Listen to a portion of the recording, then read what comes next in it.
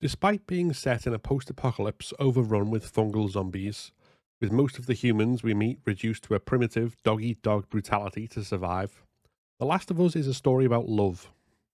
Specifically, about the violence we commit in the name of love, to protect those we care for, and to seek justice when we cannot protect them.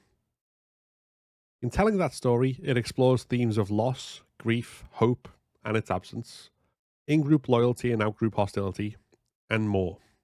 In this video, we'll be exploring all of this as we recap and analyse the story of the entire Last of Us franchise so far, including both games, the Left Behind DLC, and the American Dreams comic tie-in.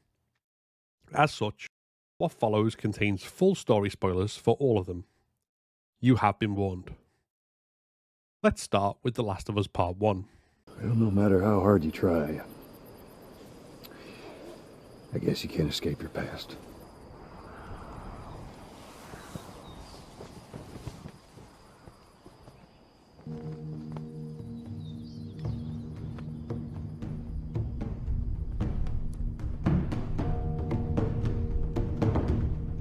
I need to remind you what is out there.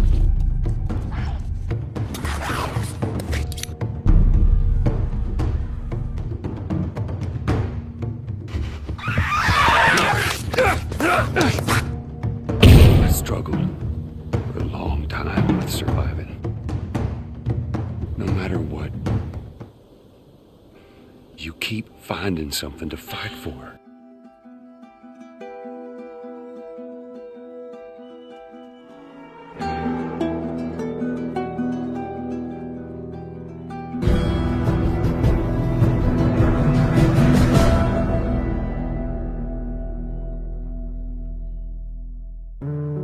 The game opens with Sarah Miller, asleep on a couch in front of the TV, being roused by the voice of her father Joel.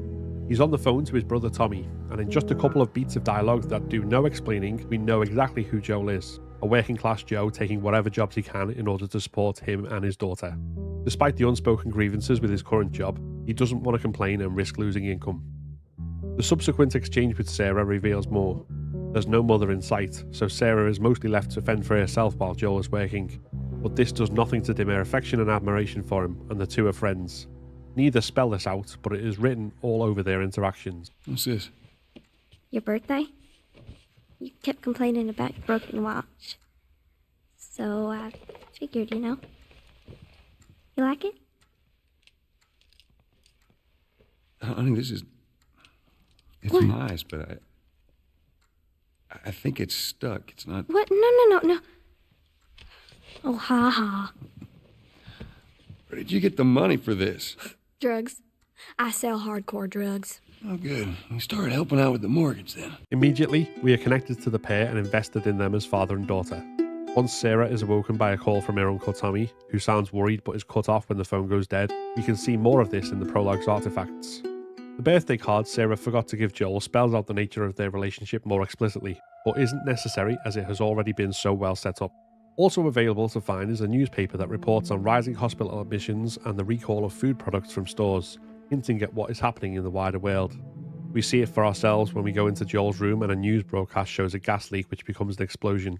And that same explosion shakes the house and sends up a plume of smoke visible outside the window. Whatever is happening, it's close. Downstairs, Sarah can find Joel's phone filled with text and missed calls from Tommy. Outside, a barking dog is violently cut short. But Sarah's rising panic is abated by Joel reappearing in the office, albeit only for a moment. Does anyone come in here? No, who would come in here? Don't go near the doors. Just stand back there. Dad, you're kind of freaking me out. What's going on? It's the Coopers. Something ain't right with them. I think they're sick. What kind of sick? The sudden intrusion of that single infected, Jimmy Cooper, turns confusion and worry into outright fear. Joel moves quickly to calm Sarah and get her away from danger. No long-winded explanation or rationalization, just the fact that they need to move because something bad is happening. In the same way as Sarah, the player can fill in the blanks. That single moment shattering the tension as clear as any high-octane set piece with an infected horde. Normal life has been overtaken. We must flee. In the car, as Sarah, you get to look at your surroundings and see others packing up to leave and various signs of panic on the streets. In your typical zombie story, this will be the moment the characters hear a scene-setting monologue on the radio, perhaps some explanation for why this is happening. But here the radio is dead, and the only reference to the cause is the implication that only those in the city are sick. Jamie waited in the city as a way to assuage Sarah's worries. Throughout the entire sequence, what we see is Joel's role as a protector. In the car, Sarah is not in physical danger for the moment, but he still shields her from Tommy's panicked talk about gory news reports, from worry that she might be infected, and from even worry about anybody else. When Tommy hopes Lewis escaped his burning farm, Joel says he's sure he did. When they leave behind another family with a child, Joel insists someone else will come along. He doesn't believe that, his decision being driven only by the need to protect his daughter at all costs and strangers posing a risk to that in the current situation. But he is even trying to protect Sarah from worry about the consequences of keeping her safe. The car journey ends abruptly in a collision, and with Sarah having hurt her ankle, the player as Joel must now carry her to safety. In this sequence there are infected, and if you take a wrong path they will bite you, but more of the chaos comes from fleeing people falling over one another and getting in your way, and the collisions and explosions of panicked drivers losing control. Immediately, though we cannot disregard the infected threat, we are learning that the human reaction to it is at least as dangerous.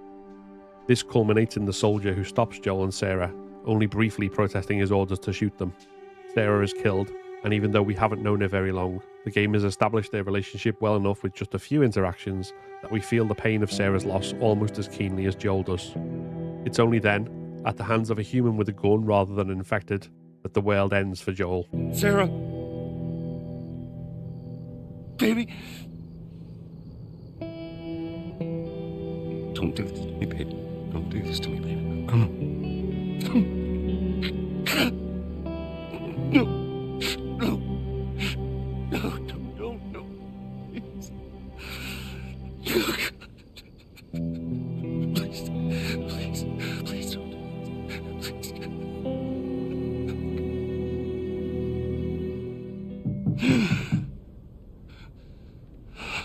20 years later, we reunite with Joel in the Boston quarantine zone, where he's a black market smuggler along with his partner Tess.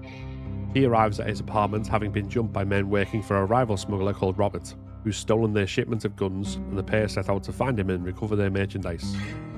Both Joel's changed demeanour and role in the world and the hard situation of the QZ are established through very natural dialogue between Joel and Tess, neither of them offering additional exposition purely for the player's benefit, and some well-done environmental storytelling. We see an unmoving ration line filled with disgruntled, hungry people, and further up, Fedra herding suspected fireflies out of a building before killing one who turns out to be infected. Taking the time to wander over the other civilians and hear their conversations further underlines the injustice of the military regime, whilst the conversation between soldiers tells us that Fedra's grip is precarious, and few other QZs remain intact. When one of the civilians berates Joel for staring, his friend's panicked apology also speaks volumes of Joel's own reputation. Hey asshole, what are you looking at? Ronnie, shut the fuck up. Hey Joel, we're not looking for trouble, okay? No harm, no foul. What the hell's wrong with you? Do you know what that is? Joel and Tessa's attempt to pass through a checkpoint on their way to Robert is foiled by an ill-timed firefly attack, and they're forced instead to use their smuggler's tunnels to go outside the wall. The journey gives hints to an underlying romantic aspect to the pair's relationship, and we learn of the spores that dead infected leave behind, necessitating gas masks. Finally, we reach the slums that demonstrate the rock bottom of life in the QZ, eating rats, bartering and trading for necessities, and living on edge in case of the slightest provocation. Everyone is oppressed by the military dictatorship, but even so there's still an underclass who are worst off. This leads Joel and Tess towards the docks, and confrontations with Robert's men quickly lead into violence. Both are extremely capable killers, and even with a multitude of enemies in their way, they will not be stopped reaching Robert by any means necessary. When they do, his initial bluster very quickly disappears, and we see how much he fears the pair. For good reason, as Joel quickly demonstrates that he's more than capable of inflicting pain in order to make Robert talk. The violence is harsh but dispassionate, born of necessity rather than pleasure. Joel isn't a sadist, but nor does he flinch from what he needs to do, and this is only a hint of the violence balled up inside him, as we will see later. Tess, equally unflinching, kills Robert in a moment once she learns that he's sold their guns to the Fireflies and is of no use to them. She barely even looks at him as she does, Robert becoming an afterthought even as her bullet pierces his skull. Now a wounded Marlene arrives. The leader of the Fireflies is also looking for Robert, and finding him dead, she opts to use Joel and Tess instead, offering their guns back with more if they do the smuggling that Robert was initially to be contracted for. In this interaction, without it being spoken aloud, we can see that there's history between the trio, but not any love lost. Still, they flee from the approaching military to see the cargo Marlene once smuggled. Before we get there, we pass a building that housed fireflies being blown up and a group of fireflies being executed by Fedra. The military may not be in good shape beyond Boston, but nor are their enemies, telling us that beyond the walls of the QZ, it's not either faction which rules, but chaos. This will be made explicit later on, but the implication that will continue to grow throughout the game is clear enough. The world is all but doomed, and there's no truly safe space left. The cargo Marlene wants smuggling is, of course, Ellie. We first meet her as she pulls her switchblade on Joel, thinking he's attacking Marlene. Throughout the entire next scene, her front is up, as she first insists on staying if Marlene cannot go with them, and acts suspicious of Joel. That this is bluster above all is hinted at as she pleads softly to Marlene before being overruled. Joel, for his part, also wants nothing to do with smuggling a kid out of the city. We already know the likely reason for Joel's reluctance, as does Tess, since she makes a point of insisting that Ellie is nothing but cargo, perhaps reassuring him that there's no reason for attachment or concern. Also of note here is that the reason Marlene knows Joel is through Tommy. He was a Firefly, but there's perhaps more to it than that, as Marlene hints at with her choice of words when Joel taunts her about his brother. Was that before or after he left your little militia group? He left you too. Ellie and Joel then travel alone to the North Tunnel, their dialogue laced with mild antagonism. Ellie questions him in each moment, and Joel's answers are clipped and curt, him seeming annoyed above all else to be saddled with her. Though in the same way that we've already seen a hint of vulnerability behind Ellie's facade, we here get a brief peek beyond Joel's walls too. When he asks her where her parents are and why she's not in school, he responds to her refusal to say why they're smuggling her by claiming not to care why. But after awaking from a bad dream, which Ellie comments on, he softens when she mentions that she's never been this close to the outside. Look how dark it is. Can't be any worse out there. Can it? What on earth do the Fireflies want with you? This moment is interrupted, and Joel's walls are restored by Tessa's return, and they're readying up to go beyond the wall. But even this early, we're seeing something else in Joel than just the hard shell he presents. A hint that it isn't that he doesn't care after losing Sarah 2 decades ago, but that he's afraid to. Beyond the wall, a confrontation with Fedra soldiers reveals that Ellie was bitten and is immune to infection. Joel doesn't want to believe it, but any further questioning is cut short by the arrival of more soldiers. In the confrontation, we see Ellie knife the soldier out of what is quickly revealed to be a fear of them discovering her secret about being bitten. But we get a further glimpse beyond her walls as well, and she recoils in horror when Joel and Tess kill the guards, having naively believed that they would simply hold them up. Throughout further gameplay, we'll hear Ellie reacting shocked when Joel is particularly violent against humans or infected, further illustrating that whatever she has gone through and however tough she acts, she's not accustomed to killing. She is, after all, still only a kid. After escaping Fedra, the three get a further chance to discuss Ellie's condition. Joel remains annoyed and cynical, while to his disbelief, Tess starts to question if the immunity could actually be true. He points to the outskirts and invokes the threat that lurks in the distance, and we see again that he remains afraid to let down his walls, including, now, the hope of a better future. With clickers in the distance, hope literally means walking into danger. On their way to the Capitol building, the trio fight their way through infected and broken skyscrapers and a collapsed subway. During a breather between encounters, Tess suggests taking it easy for a while after this mission, to which Joel responds in disbelief. Tess is not only questioning if a cure is possible now, but hoping for it, seeing the potential of a life that offers more than just surviving and moving on job to job. Joel's guard remains up, however. After narrowly escaping an infected attack in the museum, they reach a rooftop overlooking the Capitol building. As Tess urges them on, Joel hesitates, first watching Ellie, then letting his gaze drift to his watch. As just like before they left the city, we see beyond his defences into the care he is frightened to let form. And once again, it's Tess who pulls him back to the mission, insisting that he stay focused. This time, Joel seems actively annoyed at the intrusion. But whatever he was feeling, it becomes apparent that Tess's hope has become desperation. She was bitten and has to confront her own mortality, and in turn the life she has led. What are we doing here? This is not us. What do you know about us? About me? I know that you are smarter than this. Really? Guess what? We're shitty people, Joel. It's been that way for a long time. No, we are survivors. It's Ellie who realises Tess is infected. But even as Tess looks at the progress of her own bite as proof of Ellie's immunity, Joel sees only the evidence of where foolish hope leads. Anger overtakes him as a way to shut down his grief and his fear, and although he does for a moment try and insist that he fight the incoming Fedra soldiers with Tess, he quickly lets his survival instinct take over, lead himself and Ellie to safety. Once they're away from enemies, Ellie tries to console him about Tess and he shuts her down. Whatever was peeking through before they left Boston and overlooking the capital is buried again. There was affection between him and Tess, if not always outwardly expressed, and it led to loss. It led to loss because she allowed herself to hope and in turn got bitten. His walls remain his only defense against feeling that pain again, the only way to smother the grief with anger now, and so he lays down a barrier against letting Ellie in. Here's how this thing's gonna play out. You don't bring up Tess. Ever. Matter of fact, we just keep our histories to ourselves. Secondly, don't tell anybody about your condition. They think you're crazy, they'll try to kill you. And lastly, you do what I say when I say it. We clear? Sure. Repeat it. What you say goes. A few miles from Boston, the town of Lincoln has just one occupant in the form of Bill. As he owes Joel some favours, this is their best chance of getting a car. On the way into town, Ellie first remarks that she's never walked through the woods before, then stops and gasps in wonder as she encounters fireflies. These moments serve to remind us that she's just 14 and that, despite her bravado, she's led an incredibly sheltered life within the QZ. But Joel insists that he couldn't get back into Boston if he wanted to, so they're stuck together for now. Despite the resignation with which he declares this, and his earlier anger, he's still watching out for Ellie. He's wary of boosting her over the fence to get them into town, despite it being their only option, and eager to keep her close. But still he keeps his distance emotionally, not shutting her down, but also not really engaging with her conversations about gnomes and fairies, video games, or learning to whistle. Ironically, it's Bill who sees through Joel's attempts to keep his distance almost immediately. Look, let me tell you a story. Once upon a time, I had somebody that I cared about. A partner. Somebody I had to look after. And in this world, that sort of shit's good for one thing. Getting you killed. So you know what I did? I wisened the fuck up. And I realized it's gotta be just me. Bill, it ain't like that. It's Bullshit. It is just like that. Hey! What'd I say to you when we walked down the steps?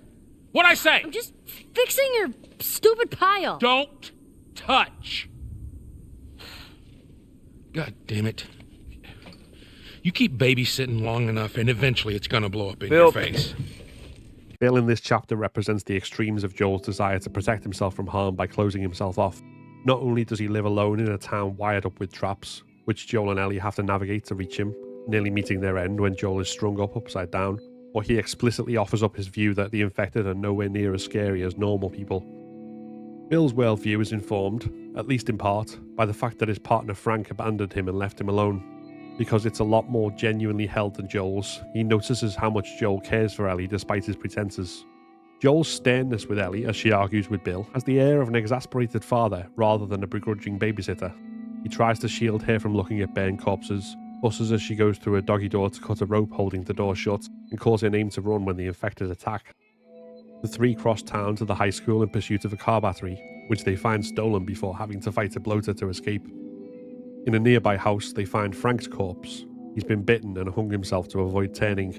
Bill quickly buries his own grief in anger, much as Joel did with Tess, though when Joel presents him with Frank's suicide note, which expresses how Frank grew to loathe Bill, the anger in his voice cracks with sorrow. Rather than protect himself, Bill's worldview drove away the one person he cared about, and he clings onto the idea that it's connection rather than isolation that's dangerous. Where Bill is buried deep in the walls he's built up, Joel's walls are again showing cracks. He tells Ellie before they jumpstart the car, which Frank had stolen the battery for and repaired on his ill-fated trip, that she's doing a good job. In his final conversation with Bill, he praises her again, and Bill once again sees through Joel's facade. That girl nearly got us killed. You gotta admit, she did hold her own back there.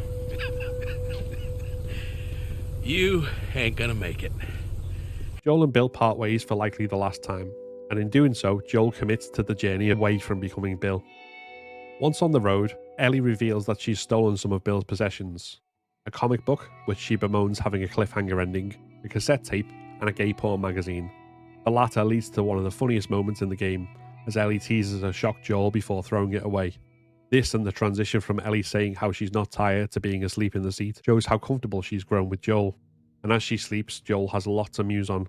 The barriers he has built up at war with the clear affection he has for the girl. This is all interrupted in Pittsburgh by a violent ambush, and the pair find themselves trapped in an overrun former QZ now dominated by hunters, killing and stealing to survive, having rid themselves not only of Fedra but also of the Fireflies who helped them rise up. Pittsburgh represents the worst of mankind and the justification for both Joel and Bill's closed off, distrustful demeanours. People are savage and will turn on you if it benefits them. But where Bill's isolation brought him to this view, as well as having to fend off raiders, Joel hasn't just seen the darkest aspects of humanity, he's lived it. When Ellie asks him how he knew to expect an ambush, he answers only that he's been on both sides. So, you kill a lot of innocent people? I'll take that as a yes. Take it however you want. But even with unanswered questions about Joel's past and a city filled with violent sociopaths, there's time amidst the carnage for levity. Ellie not only stays fiercely by Joel's side, but actively retains her sense of humour. She pulls out her joke book at multiple points to lighten the mood. What is the leading cause of divorce in long-term marriages? A stalemate. That's awful. You're awful. Do you even understand what that means? Nope. Doesn't matter. And when they survive particularly fraught encounters, she likens it to action from a comic book. I was too damn close. The edge of the universe and back. Endure and survive. Excuse me? Savage Starlight. The comic I've been reading? That's what the hero says after a big battle. Endure and survive. Yeah. Okay. Oh, man. Endure and survive. What? Oh, the comic book thing. Amidst all of the danger and violence, Ellie is still a child, and this is most explicit when she saves Joel from a hunter by shooting him. Joel, initially startled, chastises her for disobeying his orders, and his anger means he doesn't give her the assurance she's looking for that what she did was necessary. It was the first time she'd killed anyone, and Joel's anger meant that she didn't have the time to process it in the moment. However, their situation soon makes him realise that he cannot protect her from being part of the battle. He trusts her to cover him with a rifle, and then later gives her a pistol to use in emergencies only. If his reluctance to give her a gun came of a misguided desire to protect her innocence, now instead he shows her that he trusts her, and recognises that she can look after herself as the best way for him to protect her. Where Joel's departure from Bill's town was him starting to move away from Bill's isolationist mindset, this is the moment that Joel and Ellie truly become a team, perhaps even family. Soon, the pair encounter brothers Henry and Sam. Mistaking each other for hunters, Joel and Henry fight until Sam pulls a gun on them. Joel is wary of trusting them, but Henry recognises that the hunters don't keep children around, and Ellie pushes Joel towards working with the pair to escape the city. Ellie and Sam bond quickly, being of a similar age. However, Ellie is not only surer of herself, but also given more leeway by Joel than Sam is by Henry, and so she takes on a big sister role. When Henry won't let Sam take a toy robot, Ellie grabs it to give it to him later, and she constantly tries to put Sam at ease, even as Henry's overprotectiveness makes him anxious and fearful. Though her loyalty remains with Joel, as we see in the final escape from Pittsburgh when Sam takes Henry and runs away because they don't have a way to help Joel up, but Ellie jumps back down to be by his side. In turn, when they reach a dead end on a broken bridge, Joel is willing to risk almost certain death against an armoured truck because Ellie can't swim. But the pair's bond is so strong now that Ellie jumps to force Joel to jump after her and keep her afloat, meaning the two can be rescued by Henry, who hadn't completely abandoned them. Joel is angry, but the four stay together as a group. A battle through infested sewers leads to a suburb where a sniper attacks them on sight. Get out! Joel manages to take out the sniper and the hunters who arrive in pursuit, but then infected swarm the place and the four barely make it out alive. Unbeknownst to them, Sam is bit. Whilst Joel and Henry bond, Sam broods and counts up the food supplies they've scavenged. Ellie brings him the toy she stole, but he cannot be consoled and voices his fear of being infected and trapped in his own body. Ellie responds with her own fear of being alone, which we'll come back to, but here I want to dwell on the tragedy of Sam's life. His brother tried so hard to protect him, with a fierceness that was reflected in a strictness and lack of trust for Sam to be alone.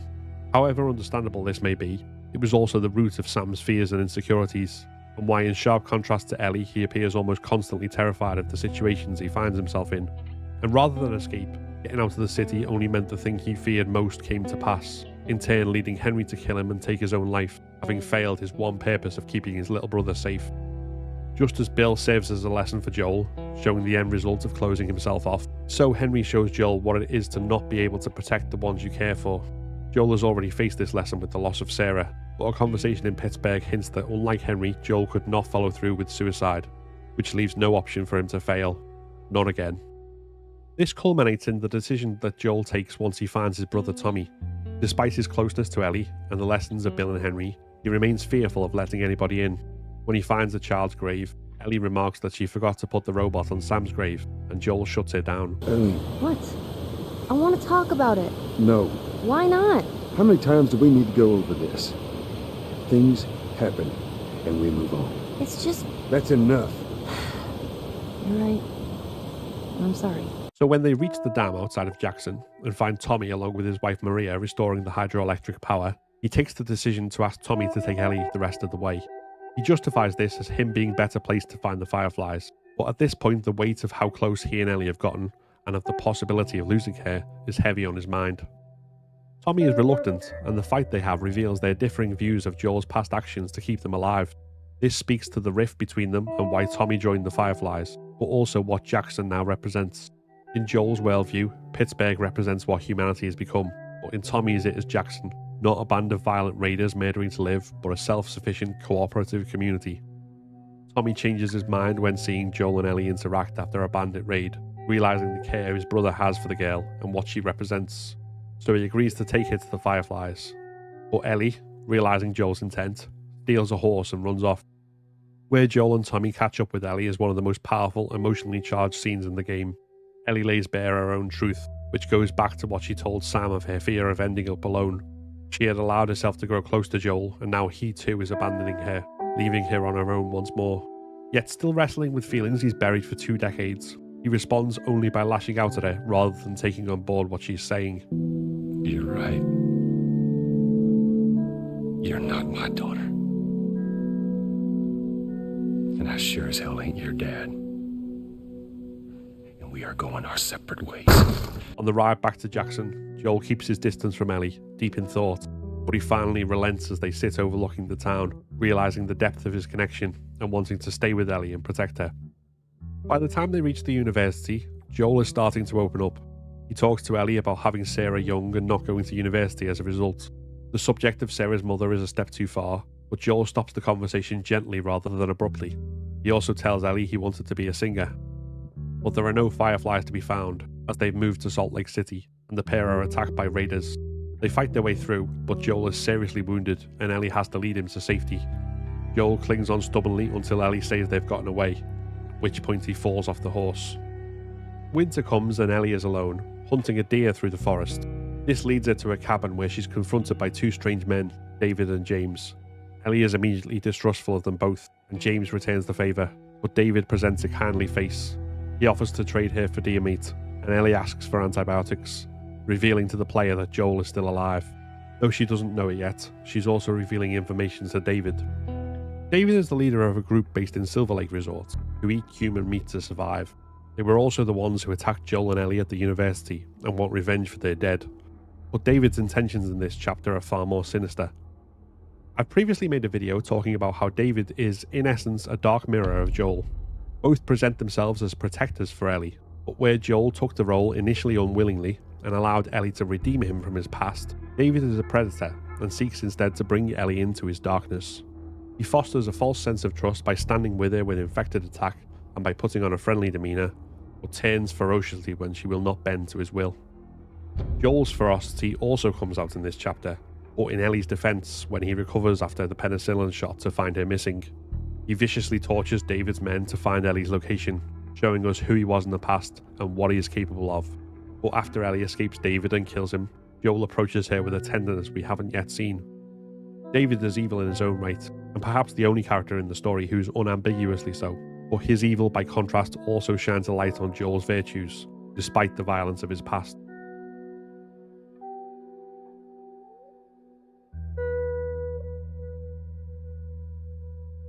In the aftermath of the winter chapter, Ellie is quiet and distant. Part of this is almost certainly the trauma of the events with David, but another part is the future and her role as the cure. Ellie hasn't talked about this much, on Joel's orders, but at the university she made light of it when calling out to see if any Fireflies were around. Yoo-hoo! Fireflies! Here for mankind over here. Anyone? But that didn't mean she was blasé about it. Do what? Get the kill from me. You think it'll hurt? No, we'll probably just draw some blood. It don't hurt. I've gotten shots before. They vaccinated us at school. It sucked. Now we can feel the weight of the burden placed on her. Her dream of flying and trying to save the plane but being unable to hints at the guilt driving her forward. We see how survivor's guilt affects Ellie more explicitly at the end of the game, but it's clear enough that it's weighing on her dreams. She also finds herself unable to talk about it, a reversal of roles with Joel, who is chattier than ever at this point, trying to pry from her what is wrong and talking of teaching her to play the guitar. Even as she has helped open him up, what she faces in her past and future is closing her down.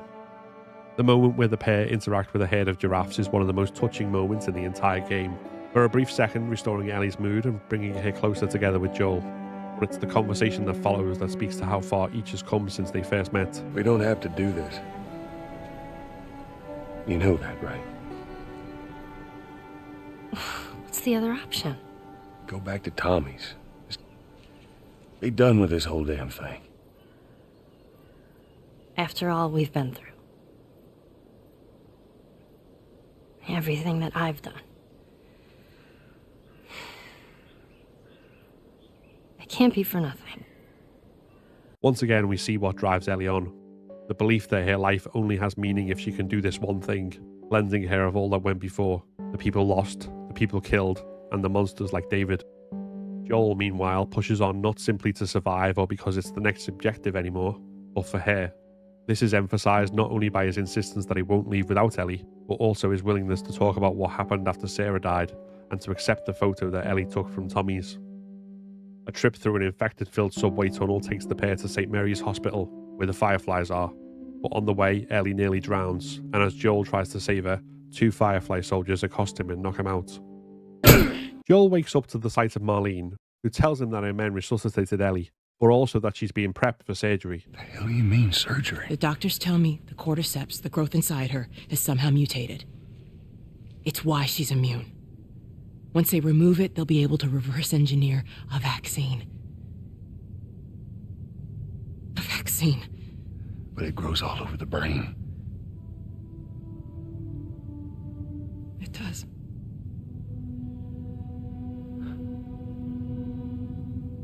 Find someone else. There is no one else. This moment, and Joel's subsequent decision to save Ellie, has been the subject of endless debate since the game first came out.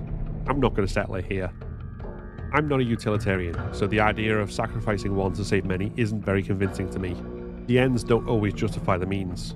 Not only that, rather than a noble gesture by the Fireflies, this is clearly something they believe will give them leverage to rebuild their organisation and shape the world according to their ideology.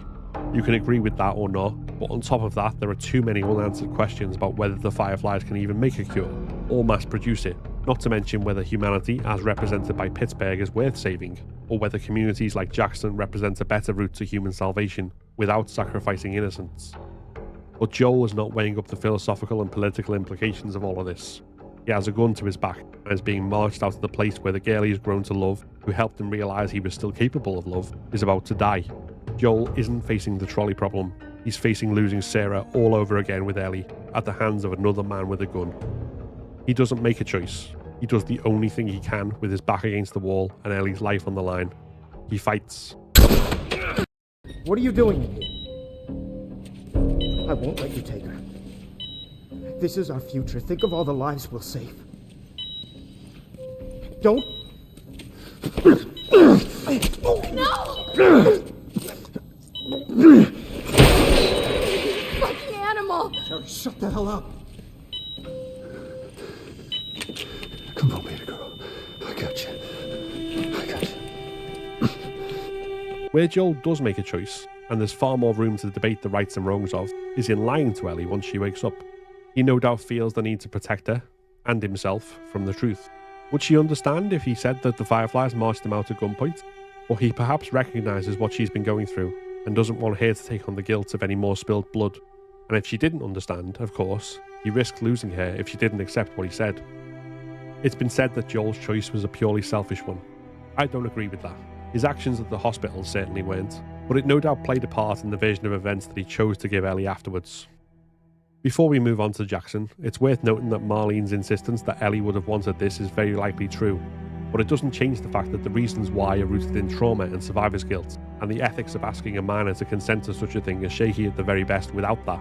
Perhaps Marlene truly believes what she's saying. Perhaps she's making herself believe it to assuage her guilt from her broken promise to Ellie's mother to keep her safe. In either event, Joel buys it about as much as Tess bought Robert's last desperate gambit in the QZ. You just come after her.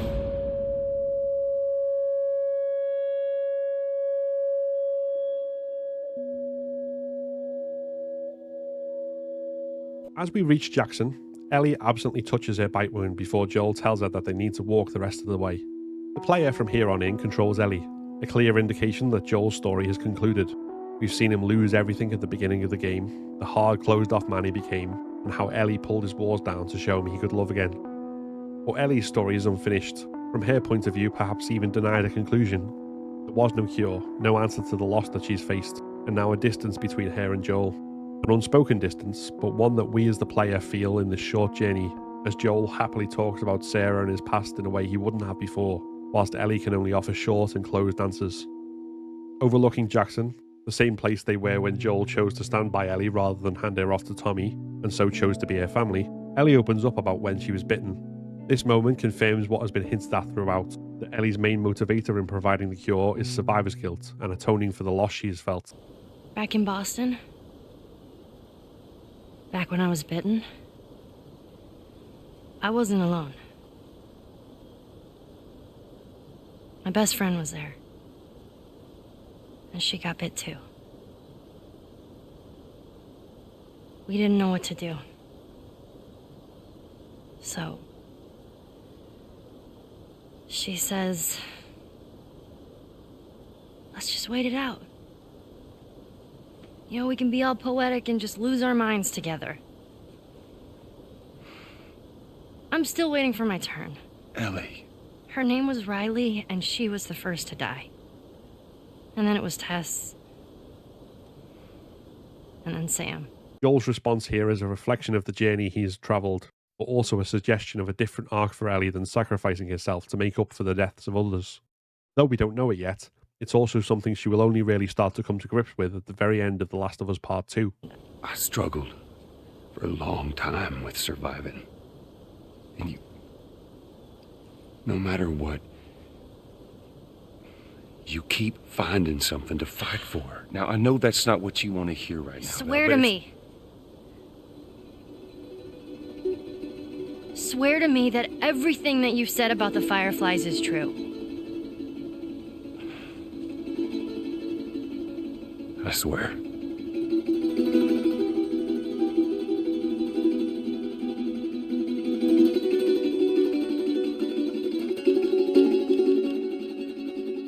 Okay. That moment represents a pretty much perfect ending to the story, with Joel's journey complete, but in the course of it so much left unresolved for Ellie. Does saying okay mean she believes him? No, the opposite if anything, but we won't know that for sure until the next game. Before we go there, though, there's more to say about Ellie's past and what drives her. We can see this through a tie-in comic called American Dreams and the DLC Left Behind.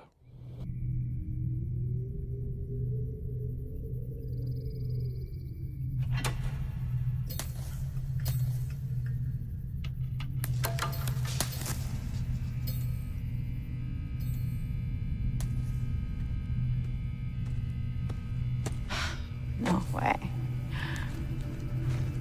Ellie!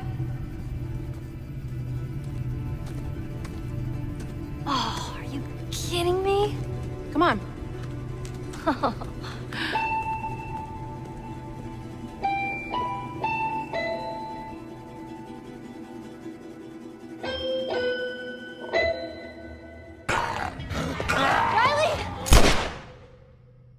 Told across 4 issues, American Dreams is a very short story that focuses on Ellie prior to the events of the game.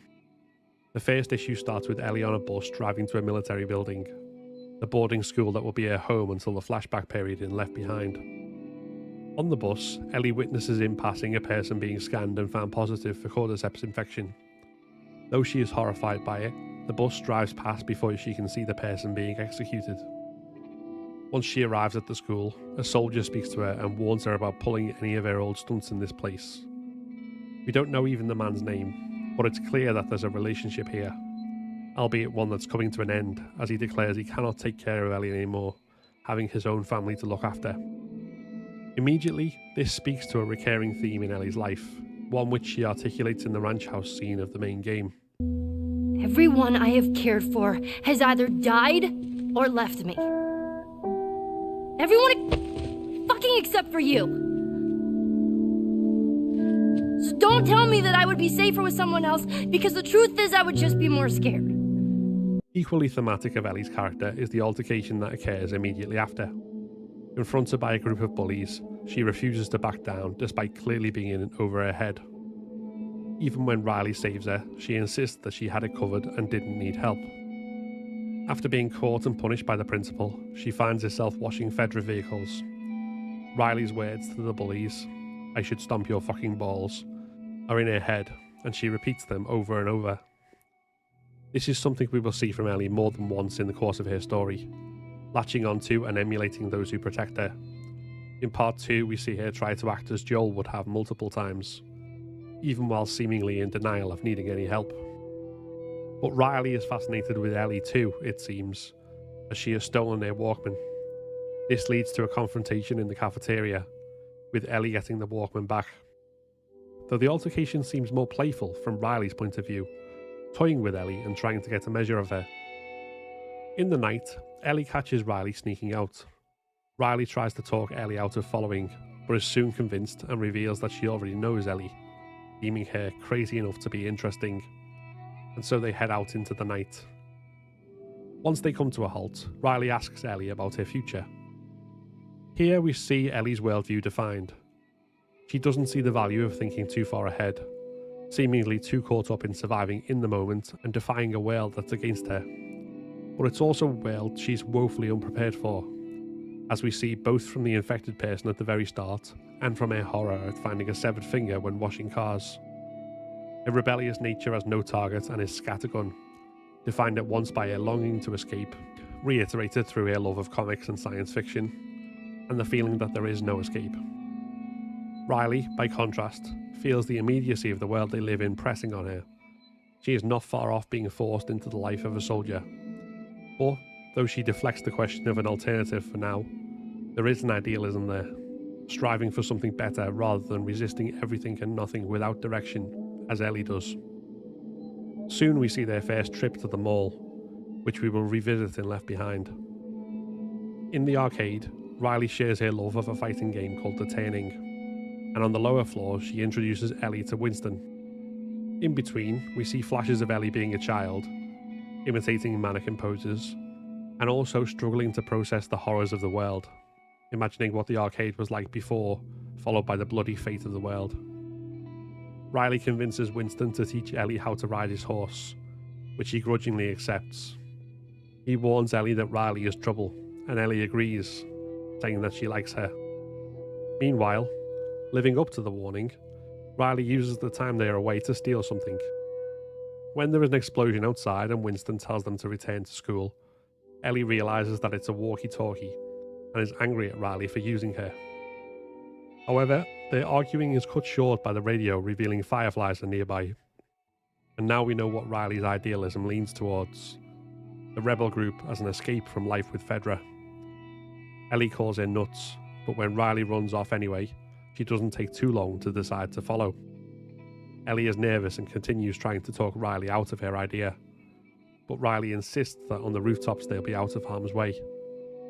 However, when they discover trapped fireflies, she reveals she also stole smoke bombs and wants to use them to help the fireflies escape. Despite her reluctance, Ellie goes along with the plan, which works, until Riley cheers from the rooftops and gets them shot at. Running away drives them towards a group of infected, who in turn chase them into a dead end. The fireflies save them by killing the infected. However, when Riley tries to talk to them, she is stunned unconscious. Ellie lashes out in retaliation, but is easily knocked down. At that point, the woman leading the group recognises Ellie and addresses her by name, before ordering the others to bag them and move them out. Ellie is blindfolded. She comes to in a smuggler's tunnel, where the Fireflies are arguing about staying put as ordered or moving because they're too exposed. Ellie uses the distraction to slip her binds and reach for a shard of glass. But this is when the woman, Marlene, returns and voluntarily unties Ellie. At Ellie's insistence, she orders the others to also untie Riley. She then gives Ellie an envelope to open when she gets back to the school. Riley, seeing the chance of escape slipping by, argues to join them. Marlene refuses, but is interrupted by smugglers who try to extort the Fireflies out of their guns for using the tunnel. As a firefight breaks out, despite her idealism and desire to join them, Riley is frozen in place and is only saved by Ellie knocking her to the ground.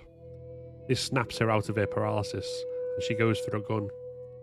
Ellie in turn hits the man who tries to stop her with a brick. Riley shoots the man, knocking him down, and Marlene finishes the job. Riley insists that this is the second time they had saved the Fireflies, but Marlene only gets angry at her. She threatens to kill Riley, as this will be her fate as a Firefly, prompting Ellie to bite the hand of the Firefly holding her back and point his gun at Marlene. This leads Marlene to reveal that she knew Ellie's mother, Anna, and was protecting Ellie as she had promised to. Ellie is shaken by this, but as we've seen from her actions, has now developed a fierce attachment to Riley, the latest person she's put her faith in to be there for her, and only lowers the gun on her say-so. In return, Marlene gives Ellie her mother's knife, the knife she will rely on throughout both games. In the aftermath, Riley's idealism over escaping to the Fireflies seems defeated, and Ellie's suggestion that they run away is met only with pessimism, and so the two part for the night. But whilst Riley has for the moment seemingly lost her cause, Ellie has found someone new to care for again, as well as a connection to the mother she never knew. Left Behind puts us in Ellie's shoes in the time between Joel's injury at the university in the fall and her meeting David in the winter. In an old mall, she desperately seeks out medical supplies in order to take care of Joel's wounds. And as she does so, once again facing the prospect of someone she cares so deeply for dying on her, her thoughts drift back to the last time that happened, in a different mall.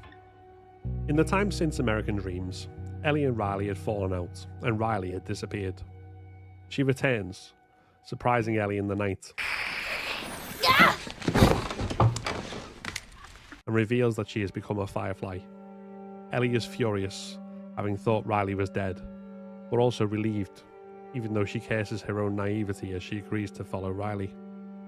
They end up back in the mall, and the conversations they have give us hints of the relationship they had between the end of American Dreams and their falling out. Ellie talks about having her water guns confiscated by Corporal Dickhead.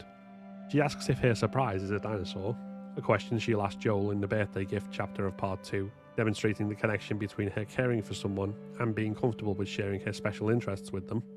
And they reminisce about Winston. He apparently died of a heart attack, his horse being taken by Fedra.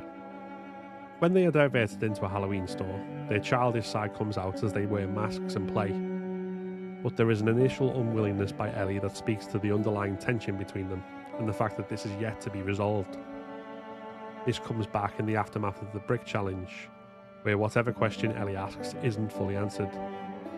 Once they turn the mall's power back on, Ellie tells Riley that she knows what she's trying to do. She doesn't say that it's working, but she does concede that she's glad Riley isn't dead.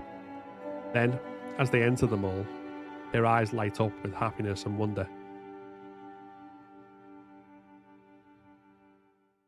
In the equally bright but far greyer present, Ellie fights her way through infected to reach a medikit in a crashed military helicopter.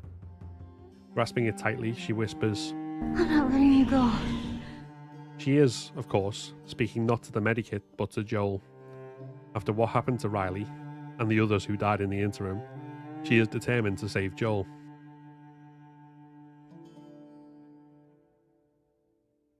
Are you ready? Totally.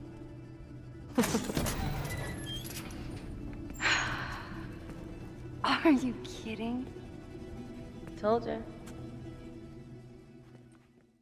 In the mall, the experience Ellie and Riley have is mostly defined as childish fun, of a kind that they can't really have in the post-cordyceps world, reclaiming an innocence they arguably never truly had and never will have again. But there is more to it than that, as we can see in the look Ellie gives Riley as they sit on the carousel, and the unspoken moment between them before they leave the photo booth. These two things, the fun of childhood and the romantic undercurrent, come together as Ellie imagines playing The Turning. Her eyes closed, her experience narrated by Riley, the focus entirely on Ellie's face as lit by the glow of static. But the moment, the reclaimed childhood and friendship, the simmering of romance, the repair of their rift, is coldly snatched away by the revelation that Riley is leaving. The Fireflies are sending her out of Boston, and this is her last chance to see Ellie. She cannot quite bring herself to say that she wants Ellie to stop her from going, but she does ask Ellie what to do. However, Ellie, blinded by the thought of losing Riley, her anger at being abandoned to begin with resurfacing, tells her to go. Riley runs away from this, and Ellie pursues her. They reconcile with a water fight, and Ellie more calmly reiterates that Riley should leave because she is following her dream. Only once they're dancing does Ellie finally give Riley the answer that she wants, and insist that she stay, leading Riley to rip off her Firefly medallion.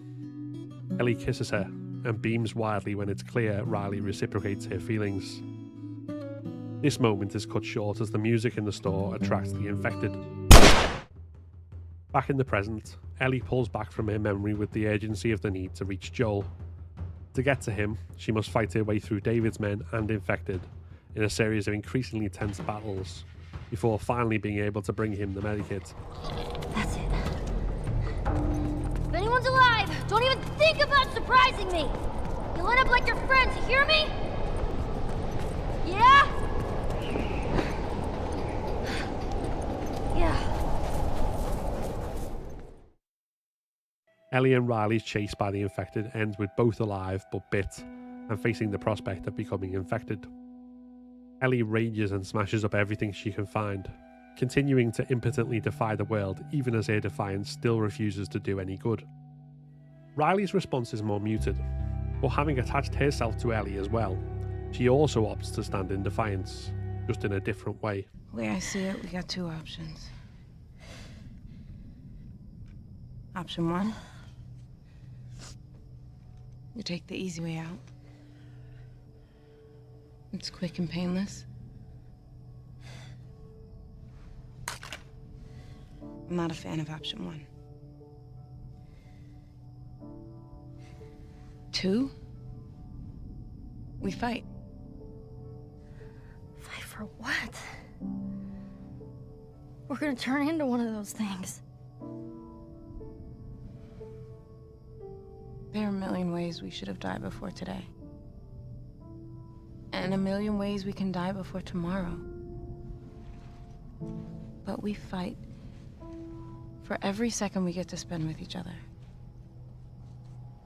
Whether it's 2 minutes or 2 days,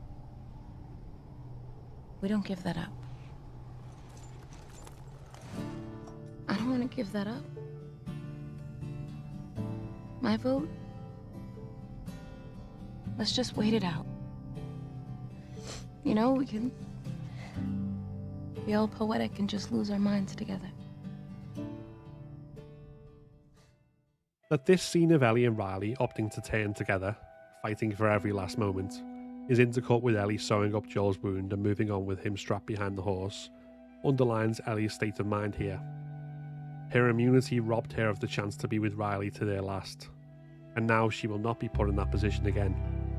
She will cling fiercely to those she cares about, defy all odds, take on armies of bandits and infected, to not lose them.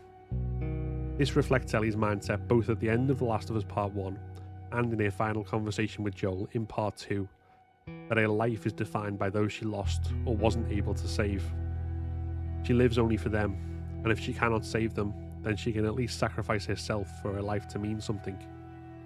This is both why she fought so hard in Left Behind to keep him alive, and why she resented him when finding out the truth of his actions, and, as she saw it, what he had robbed her of. As she told Sam, her greatest fear was being alone. From desperately begging the soldier at the start of American Dreams not to abandon her, and onward, that fear has defined her actions throughout the games. Once the focus of the main story shifts from Joel in Part 1 to her in Part 2, One question crucial to her character arc will be whether it should continue to do so, or she can escape the constraints of survivor's guilt. After all we've been through. Everything that I've done. It can't be for nothing.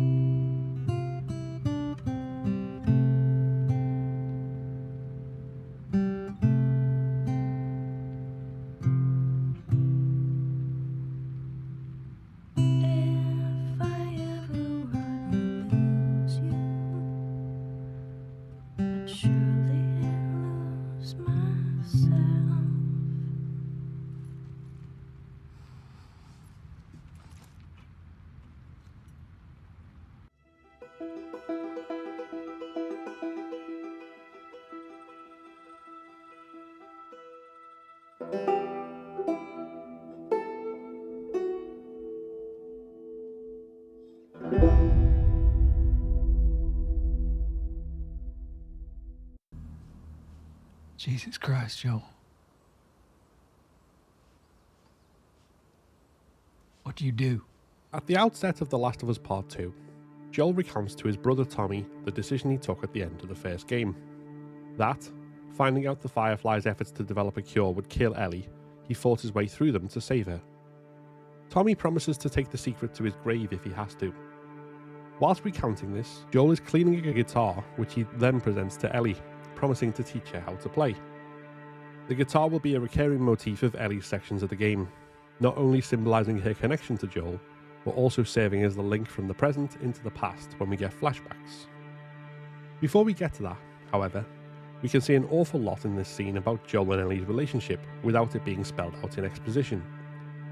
From facial expressions to body language to the delivery of the dialogue, we see not only the affection between the two, most obvious in Ellie's reaction to Joel's rendition of Future Days and his clock joke, but also the tension that is beginning to establish itself and the distance it will eventually create. At the end of the first game, Ellie asked Joel to tell the truth about the cure, and he lied, and whether it was her disbelief or her disappointment, it was obvious in that moment that there was an impact. We can still feel its presence in this scene. This prologue effectively serves as the epilogue that the first game might have had in a more traditional narrative. Joel's actions to this point appear to have paid off positively, and under the golden glow of the sun over Jackson, a utopia amongst the post-apocalyptic carnage of America, he has regained a sense of self and a connection to family. But, of course, this wasn't the epilogue to the first game. That part ended with the ambiguity of Ellie's reaction to Joel's lie. And in the prologue here, we can see the cracks in the happy ending that Joel has made for himself.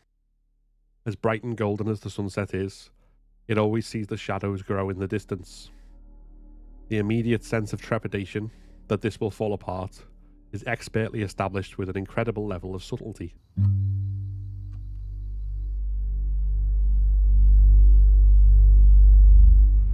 We're then brought forward to the game's present, 4 years later. A knock on the door jolts Ellie awake. It is very early in the morning, but much of the town is already awake, and she is late for her turn on patrol. We're introduced to Jesse, a friend of Ellie's, funny and pretty easygoing, but also a leader in the community, well aware of his responsibilities. As they travel across Jackson, we're given an awful lot of information at once, not just in the dialogue, but also the visual storytelling of the community around them. What we see is a thriving, self-sufficient community, one that survives not simply by scavenging for the resources of a world that is 25 years dead, but by producing on its own terms and trading with others. This is something we will see later on in the game as well, in the two antagonistic communities of Seattle, and it's important in the wider world-building sense. But more crucially, it opens the story in a hopeful status quo. The first game started with the outbreak and brought us into the oppressive Boston quarantine zone, establishing a hard world that required hard people. In the second game, the colour and life of Jackson shows us that something new can bloom in the ruins of what was, and people could not merely survive, but thrive. The contrast couldn't be clearer, not only in the setting, but its implications. Now Ellie, unlike Joel in part 1, has something to lose. A lot to lose. The story is already establishing the stakes, even before we reach the inciting incident. We are reintroduced to Maria, who forces Seth to reconcile with Ellie over his homophobic comments to her the night before, and then urges her to speak to Joel. These relatively short interactions not only establish Maria as the matriarch of the town, constantly working to not only keep the place safe and functioning, but also resolve conflicts. It also reinforces the idea of a rift between Joel and Ellie, and a distance that will fuel the decisions he makes further into the game.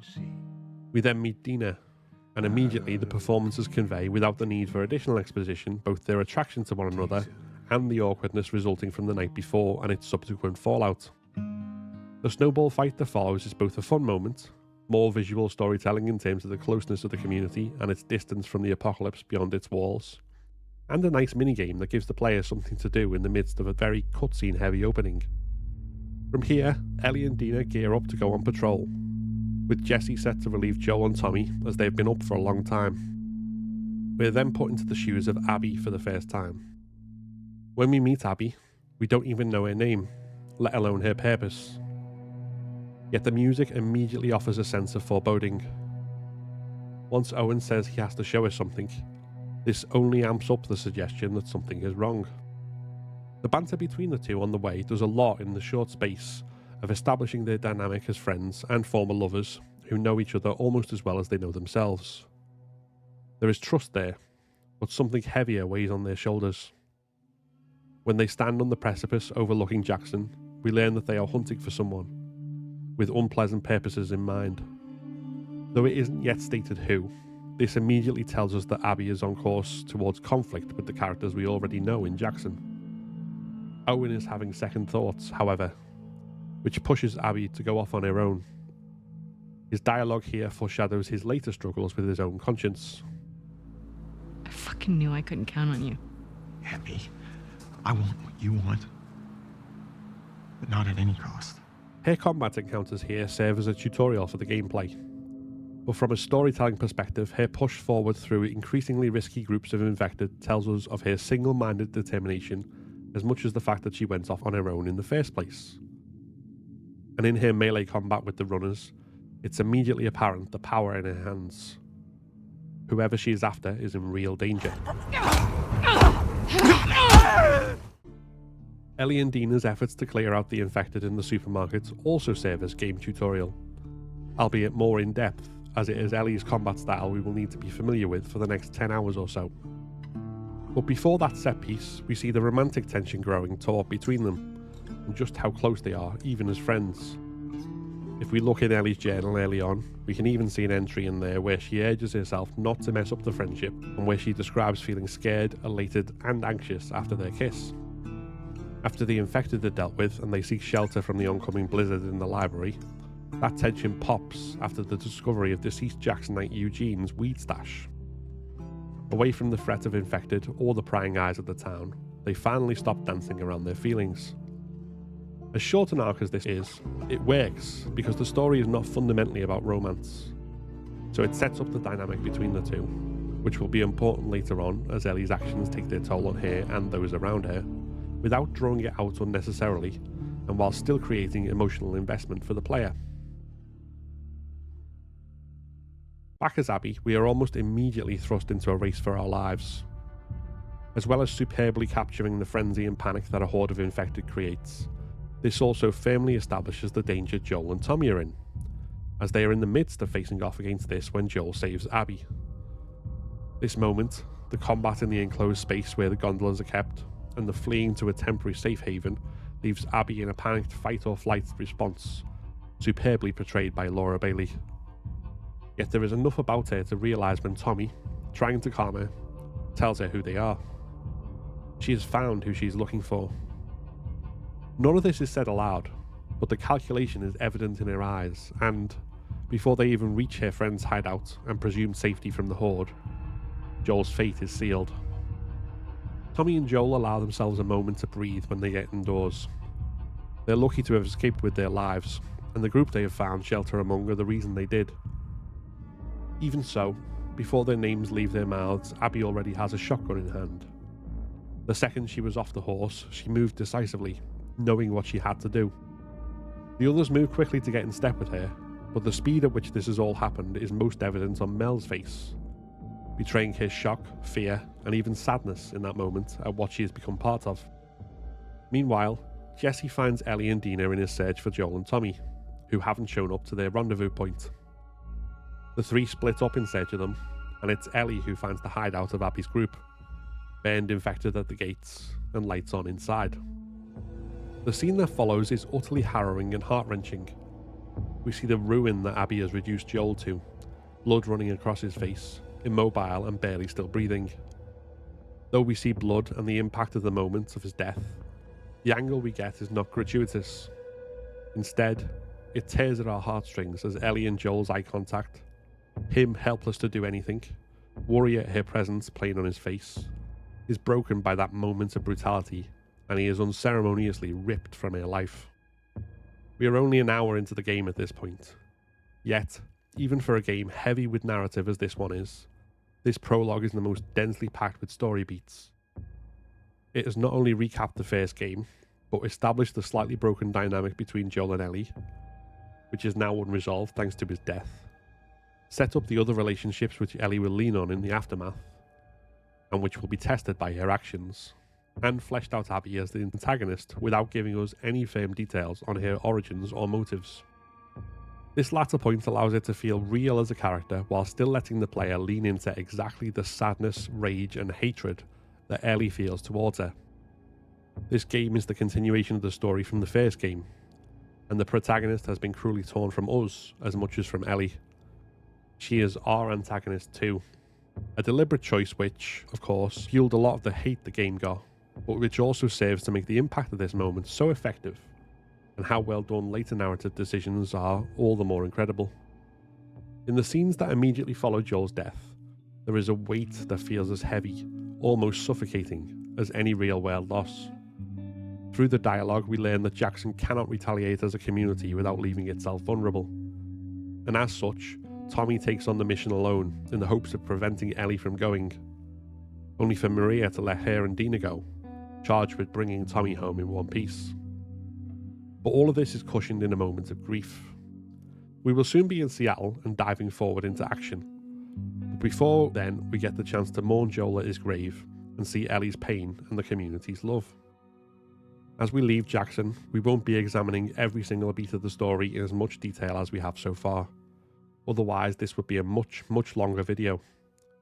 I've gone into this because I feel the amount it established and foreshadowed warranted it.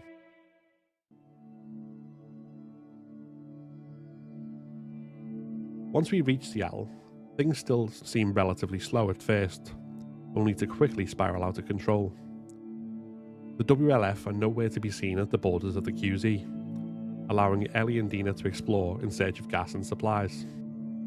In this part of the game, as we wander freely and Ellie and Dina make small talk and jokes, the reality of what brought them to Seattle seems distant, theoretical. We have yet to meet any human enemies, and there is even time for a romantic serenade. This works in the moment to show the affection between the two, but also to show that the full weight of what they have taken on has yet to hit them. Ellie knows the loss of Joel and the need for revenge, but not yet what that truly means. When we reach the first known enemy base, the Saravina, still there are no living enemies. But this is because Tommy has wiped everyone out, including Nick, one of the crew who helped kill Joel. In the trail of blood he has left behind, we as players, and Ellie, now start to see what vengeance really means.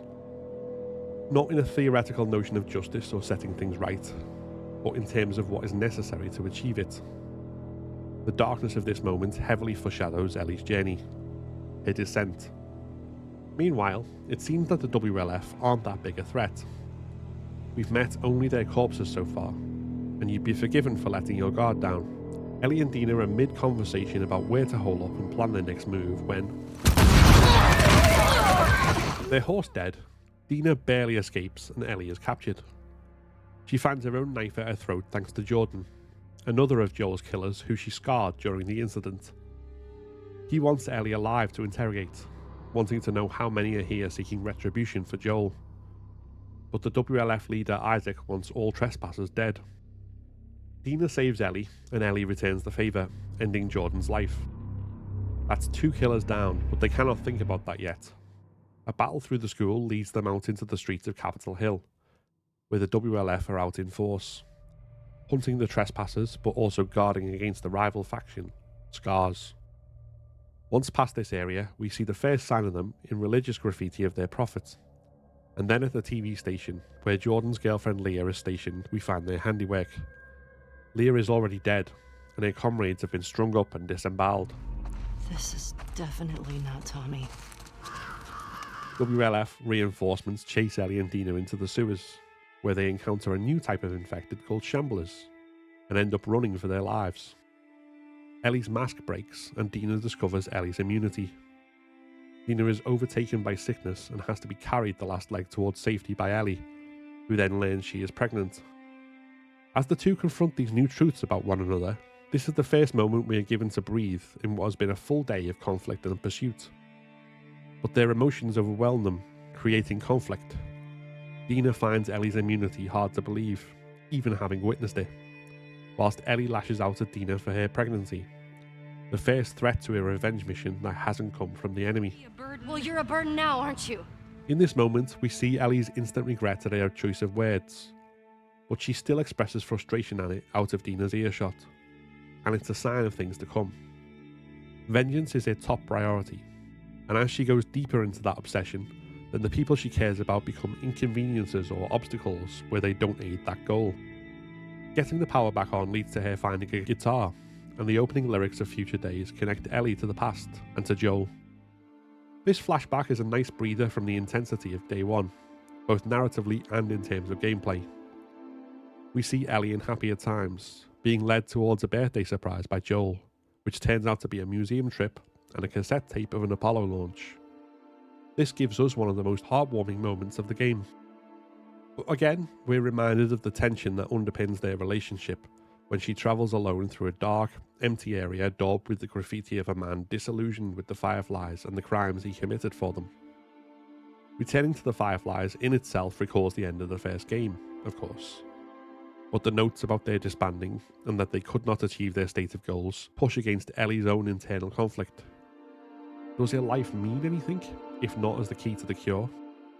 Joel finds her just as she shines a light on the word liars under the Firefly logo.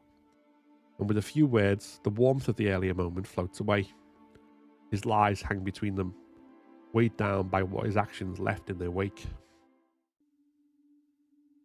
On day 2, Dina's sickness has worsened. However, she has gotten the radio working and plotted out the WLF movements based on their communications. Ellie and Dina reconcile here, but that reconciliation is based upon Dina proving her use. The mission still comes first, but for now that drive is still being enabled. A journey through the Hillcrest neighbourhood, the area densely packed with WLF who are on the warpath against another trespasser, believed to be Tommy, produces not only some of the hardest combat encounters in the game, but also yet another narrow escape from death. 2 full-scale manhunts intersect as Ellie discovers that the other trespasser is actually Jesse, having followed hoping to look out for his friends. They don't have long to catch up before being caught up in a car chase gun battle, and then a horde of infected descending upon the resulting carnage. At the end, Jesse is, unsurprisingly, worse for wear and in need of rest. As Dina moves in to look after him, the physical distance that this moment places between her and Ellie highlights the emotional distance that still lingers between them. But it also reflects the emotional distance between Ellie and Joel as we're drawn into another flashback. This is something Tommy brings up with her as they return to Joel, edging her to talk to him, which in turn leads to a ride in search of guitar strings. Joel tries to connect with Ellie through the comic book she reads, as well as by expressing how impressed he is with her conduct on patrols, while still cautioning her to be careful. However, a shortcut through a hotel and a very close call with a bloater leads them to the bodies of teenagers who went missing from Jackson the year before. Their death to infection once more brings up the question of Ellie's immunity, and what it meant. and Joel swears that what he told her at the end of the first game was true. There was no cure. Now, however, her expression contains far less ambiguity as to whether she trusts his answer. Despite neither Dina nor Jesse being in any condition to go with her, and the night closing in, the revelation of Nora's location spurs Ellie to go back out. Again, her single-mindedness prevails, and now it leads her both into literal and figurative darkness. Before reaching the hospital and Nora, Ellie has to contend with stalkers in the dark confines of an office block, with too many narrow doorways and low barriers to hide behind as they try to ambush her. Then she must move through a forest filled with religious cultists communicating in whistles. The night illuminated only by the fire on their torches, and the trees decorated with the corpses of their victims. These scenes both offer incredibly tense gameplay and effective horror.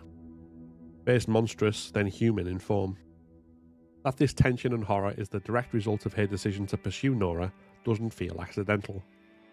Especially when, after pursuing Nora through the hospital and into the spores-ridden lower floors, the camera angle shifts and Ellie becomes the subject of the horror as she makes Nora talk.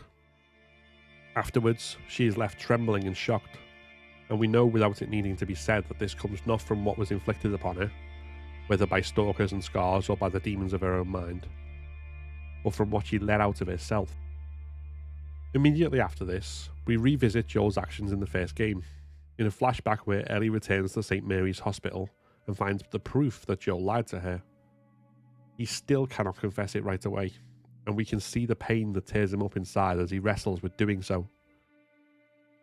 But it's necessary to avoid losing her forever, so he tells the truth.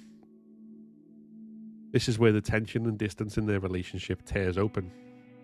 The revelation breaks Ellie, who views it as Joel having taken away the one thing she could do with real meaning. After all we've been through. Everything that I've done. It can't be for nothing. Again, without exposition, this immediately tells us a lot about why Ellie has allowed herself to pursue this vendetta so single-mindedly. Not just the loss of Joel, but guilt at what became of their relationship before that loss. It cannot be for nothing. On day 3, Ellie's obsession comes to a head.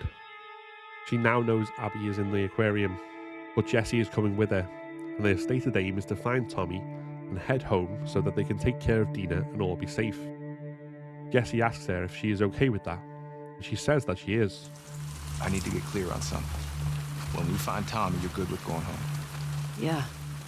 You'll be leaving some of those assholes alive. Dina should be back in Jackson.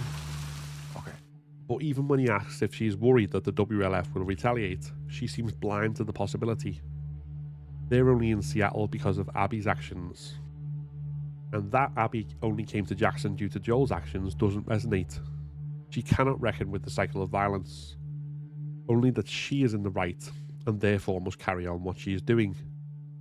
This comes to a head when the pair learn of a sniper at the marina, which must be Tommy. Jesse sets off in pursuit, but Ellie breaks her promise and still determines to go on to the aquarium without him. After fighting her way there, she finds Abby gone, but confronts her friends Owen and Mel. As she tries to get them to reveal Abby's location, a fight breaks out and she kills them both. That's when she learns Mel is heavily pregnant, and throws up in shock and revulsion before Tommy and Jesse find her. This seems to be enough to set Ellie back to her senses, at least temporarily, and she's willing to head back to Jackson with the group, even though it means Abby gets to live. They got what they deserved. But she gets to live.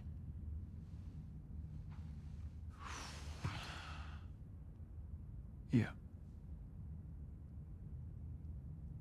Is that okay? It has to be.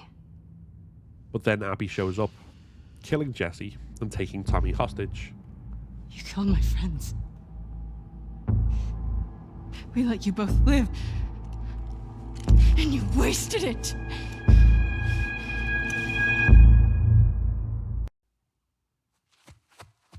Dad? Dad? Dad! It's at this point that the game's point of view switches to Abby. Of course, one of the most controversial decisions the developers made. Although telling a story from opposing viewpoints is nothing new in film or books, it's largely unheard of in games. Even if you can choose to play as opposing sides in a conflict, a stark perspective switch halfway through isn't something you see. Especially after, as we've already looked at, so much has been done to draw genuine hate towards the person you're now expected to play as. That, of course, is the point. When we saw Abby kill Joel, we had no idea as to why. All we saw was the single-minded brutality of it, the fury levelled against him, and the heavy grief of the aftermath. With all of that loaded against the character, is it possible to then render them sympathetic? Technically, yes. We have seen this done before in storytelling outside of games. The most direct analogue to Abby is probably Negan in The Walking Dead, who commits a similarly heinous crime against a beloved character before getting his own backstory explored and redemption arc. However, it's a more uphill struggle in a game where we have direct agency through the player character. How it makes players feel will differ, and opinion is divided, but this is at least my experience of it. We go back 4 years to find Abby searching for her father, Jerry, who has gone off unannounced. It turns out that he is tracking a pregnant zebra, who we then help free from barbed wire, before the reveal that they are fireflies based at St. Mary's Hospital, and Jerry is their head surgeon. As we play through this part, we learn that Jerry has sussed out Abby and Owen's relationship, and that she is close to her father, their relationship defined by banter and a shared love of coin collecting. But we also know what is about to happen. And next we see the discussion between Marlene and Jerry over whether they should do the surgery on Ellie, knowing the girl will die. Jerry advocates for it, saying it will make all their sacrifices to that point worthwhile. Marlene, heavy-hearted, agrees and goes to tell Joel. In this interaction, and Abby's subsequent assertion that she would want her father to do the surgery if it was her, we see a very different side to the interaction that ended the first game. There, Joel was forced at gunpoint out of the hospital, knowing the girl he had grown to love would die, and he wouldn't even get to say goodbye.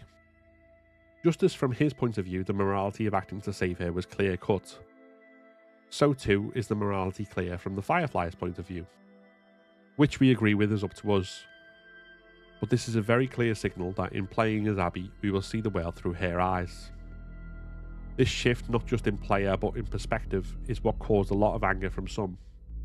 But this is not Naughty Dog rebuking and disowning Joel's actions. They cast no judgment.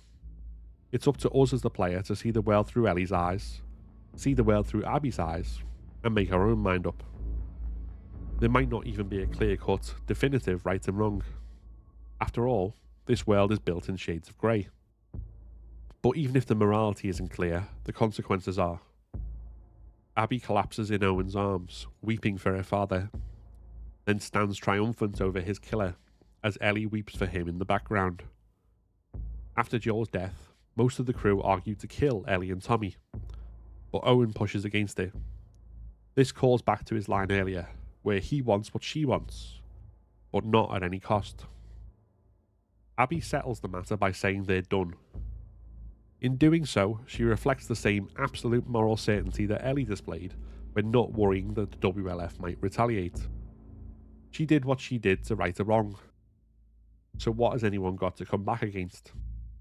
This tells us that the arc Ellie is currently going through, sliding into obsession in pursuit of revenge, is one that Abby has already travelled through.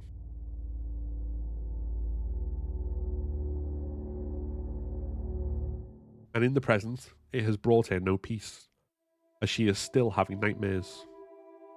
Waking from them, she moves out of the WLF stadium home, hauled up to the forward operating base. Here again, we see a rebirth of society. The WLF don't scavenge, they produce. Farming, growing vegetables, making clothes and other goods, even having fully functioning schools and gyms. But where a self-sufficient Jackson served as a hopeful status quo to be snatched away by the violence that pulls Ellie towards revenge, here the stadium serves as a last refuge from conflict-ravaged Seattle, where people are united first by their hatred towards the other and the existential threat it poses to their home. We can see the ideological blinkers this form of unity creates when Abby and Manny justify the shooting of Seraphite children by WLF soldiers on the basis of us versus them, even though all they did was throw stones. This makes explicit the fact that the WLF Seraphite conflict is based on Israel and Palestine. It's interesting in that context, then, that in the narrative we are clearly shown that every step to exacerbate the conflict was taken by the WLF. Yet this is still presented as a cycle of violence rather than clear aggression by one side, apparently justified by the religious fanaticism of the other. Outside of the stadium, the Seraphite ambush forces Abby, Manny and Mel to retreat through an infected-ridden garden centre, fight their way across a train yard, then survive an ambush at a petrol station until reinforcements show up. In that time, we learn that the events of Jackson have not only failed to give Abby peace, but they have haunted both Mel and Owen, and put a distance between them. In this way, Joel is still driving Abby's narrative arc, as this will be the catalyst for all that follows. At the FOB, Mel needs medical treatment. Abby and Manny see Nora, who shows them the body of Danny, a soldier who was on rotation with Owen.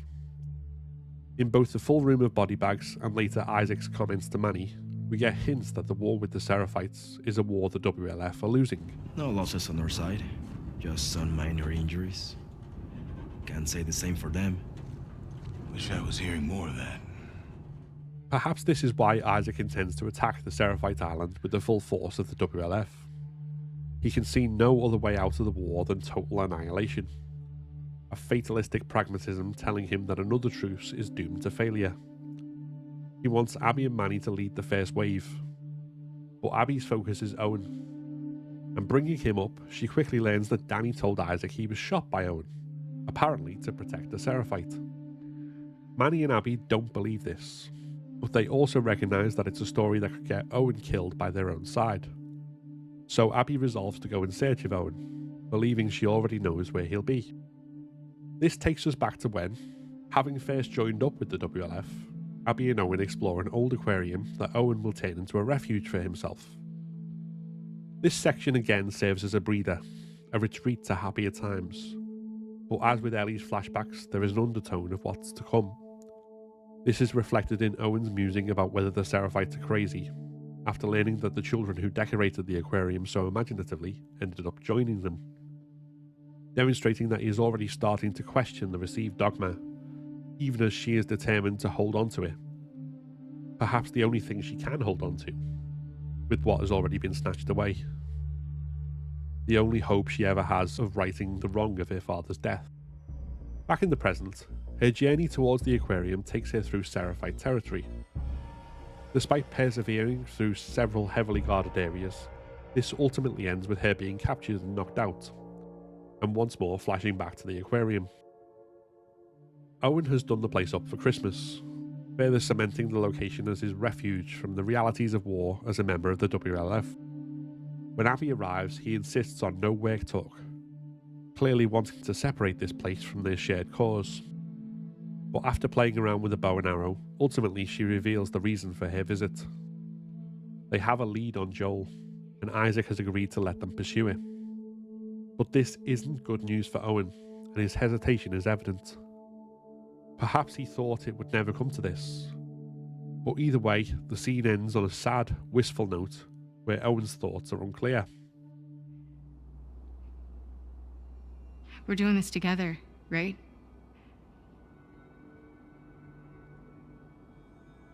Of course.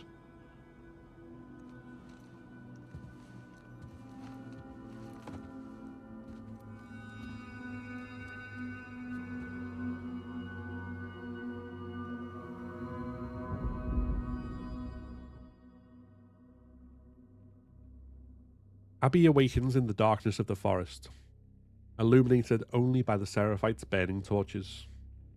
Other wolves have already been strung up and disemboweled, and she is next. The intensity and horror of this scene bleeds through the screen.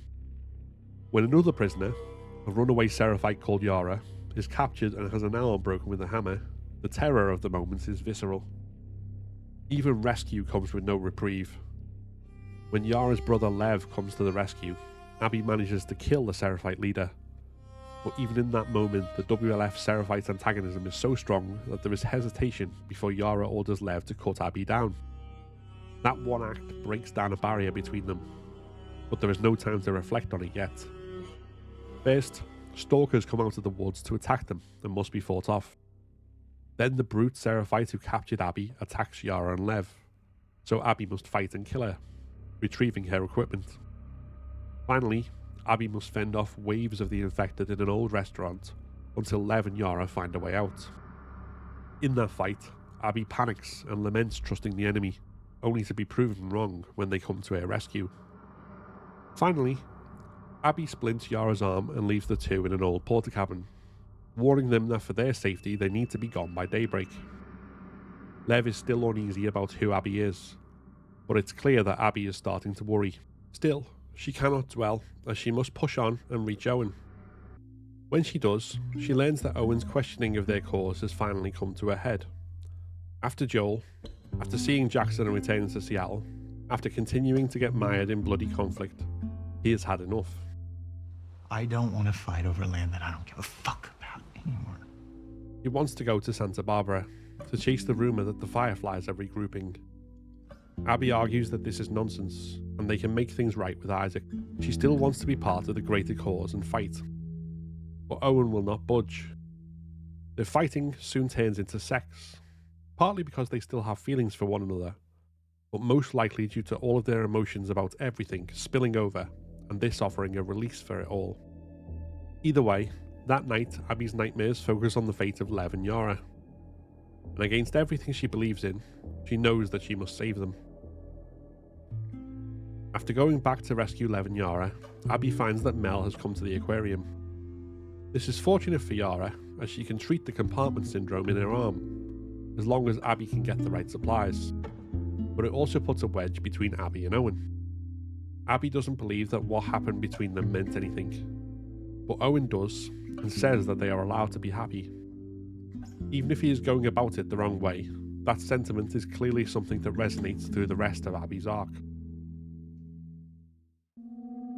With Lev, Abby takes a shortcut to the hospital using the high roads built by the Seraphites. This leads to a confrontation with enemies who dead-name Lev as Lily, revealing the reason he fled from the cult. This is dealt with superbly in the narrative, showing us rather than telling, and not relying on needless exposition. Did you hear what they called me? Yeah. Do you want to ask me about it? Do you want me to ask you about it? No. Okay. This feels far more genuine to the moment than the entire story stopping for a monologue from Lev about his transness, or Abby promising to be a good ally. That one moment sums up everything perfectly, gives us a snapshot of Lev's journey, and brings the two characters closer in trust, without halting the forward momentum. After moving through more Seraphites and a whole building full of infected, they reach the hospital and Abby goes in alone as the WLF would attack Lev. She is arrested because she has gone AWOL, and Nora frees her so that she can still search for medical supplies. Yet despite the trust between the two allowing for this action, which we saw in Ellie's side of the game puts Nora under scrutiny from the WLF, Abby cannot tell her the truth about who the supplies are for. The trust of the group goes above the ideology of the WLF, and yet the hold of that ideology is so strong that the idea of sympathy for the enemy, even a defector, is unthinkable. Abby is still at this point caught halfway between her old loyalties and her new friendships.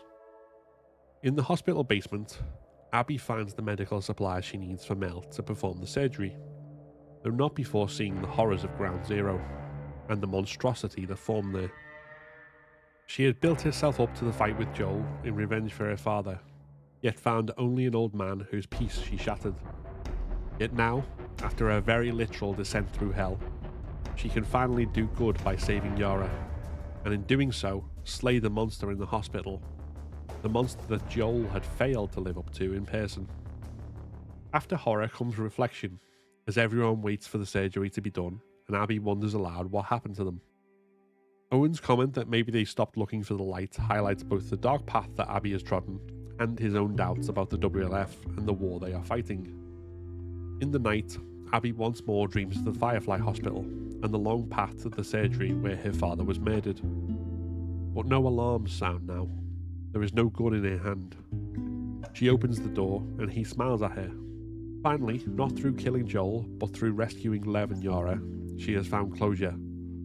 Redemption, perhaps, but at the very least, peace. The next day, Yara is in a far better state from the surgery. However, after relaying this news, Mel turns on Abby. She is going with Owen to Santa Barbara, but only on the condition that Abby doesn't join them. She finds it too hard to believe that Abby has changed, and this is perhaps clouded by the threat she perceives to her relationship with Owen. Before Abby has time to dwell on that, Yara asks for her help in finding Lev. The siblings have had a fight, and Lev ran off. He is worried for his mother, who he fears will be punished for the sins of the children. Yara had tried to convince him that she was too devout to be saved, but he wouldn't listen. In the searching, we get a sweet moment with Abby and Yara playing fetch with Alice, though her initial fear is a reminder of the war that has hung over them both for so long. Then they talk about why Lev shaved his head, and again, so much is said beyond the words used, painting a clear picture of the oppression that Lev and Yara lived under. We also get a moment between Yara and Abby here in which Yara vindicates Abby's actions and tells her that she's a good person. Meanwhile, Owen still can't get past his feelings for Abby, even though she doesn't feel the same way. When they learn that Lev has gone to the Seraphite Island after his mother, and Abby and Yara go after him, Owen wants to come too, much to Mel's shock and anger. However, despite what Mel said to her earlier, Abby chastises Owen to get his priorities straight. We see from Ellie's gameplay that this only leads to Owen and Mel arguing, and Owen wanting to pursue her and Mel believing she's already dead, before the two of them meet their fate in the following confrontation. This leaves Owen's arc incomplete, cut short by Ellie's intervention. He's moved away from a cause he no longer believed in, but never got the chance to pursue what he did believe in, or resolved his muddled up feelings for Abby and Mel. Looking for a boat on the marina, Abby reunites with Manny, who tells her that the last 3 days have seen the WLF plagued by trespassers. One of them is a sniper, who now has Abby and Manny pinned down. They push towards him undercover and chase him into an airport, only for Manny to be abruptly killed by a headshot, his blood splattering Abby's face. In her horror, she dives into refuge, then pushes forward once more, only to come face to face with Tommy.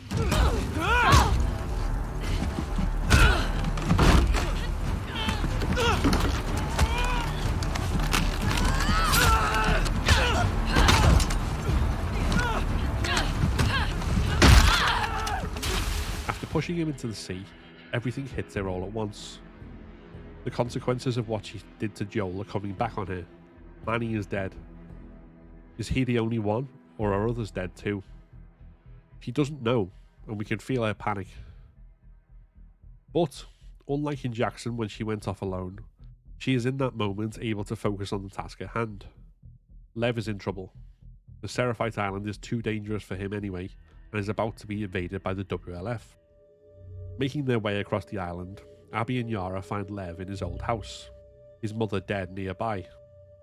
She attacked him on sight, and he pushed her, leading to her hitting her head. Again, there is no need for grand exposition about the pain of families rejecting children for their identities. Lev's stuttered apology is trembling, and the heartbreak in his eyes says it all. Moving on, they soon find themselves in the midst of battle. Unfortunately, this leads to Yara being shot at the hands of a WLF soldier. Abby springs into action. The soldier recognizes Abby, but that only leads to half a moment's hesitation.